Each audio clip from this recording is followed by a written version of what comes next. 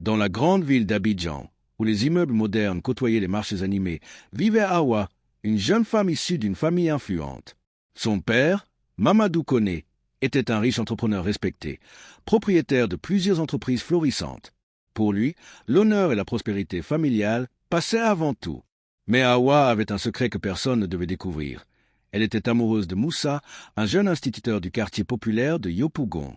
Il n'avait ni voiture, ni grande richesse, mais un cœur pur et une intelligence remarquable. Il était tout ce qu'elle désirait. Quand son père apprit leur relation, sa colère explosa comme un orage tropical. « Tu crois qu'une fille de mon rang peut épouser un pauvre enseignant ?» Awa essaya de le raisonner. « Papa, l'amour ne se mesure pas à la richesse. Moussa est un homme intègre, travailleur, et il m'aime sincèrement. » Mais Mamadou Koné ne voulait rien entendre. Il lui trouva un prétendant plus digne d'elle, Bamba, un jeune homme issu d'une famille aisée, ambitieux et bien établi. Awa, déchiré entre son amour et son devoir filial, refusa.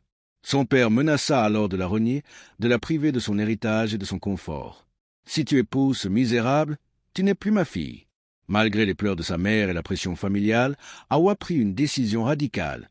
Elle quitta la maison, renonçant à sa vie de luxe pour vivre modestement avec Moussa. Les premières années furent difficiles.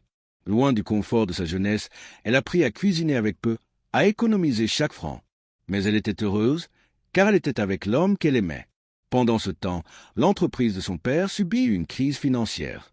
Un mauvais investissement le fit perdre une grande partie de sa fortune.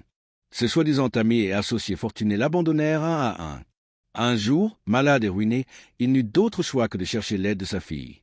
Hésitant, il alla frapper à la porte de la petite maison où vivaient Awa et Moussa. Lorsqu'elle ouvrit, elle vit un homme affaibli, son regard autrefois fier brisé par l'épreuve. « Awa, ma fille !» balbutia-t-il, les larmes aux yeux. Sans rancune, elle l'accueillit avec bienveillance. Car l'amour qu'elle avait appris avec Moussa n'était pas seulement celui d'un couple, mais celui du pardon et de la famille. Dans cette petite maison sans luxe, Mamadou Koné comprit enfin une chose qu'il n'avait jamais admise. La vraie richesse ne se mesure pas à l'argent, mais au bonheur partagé.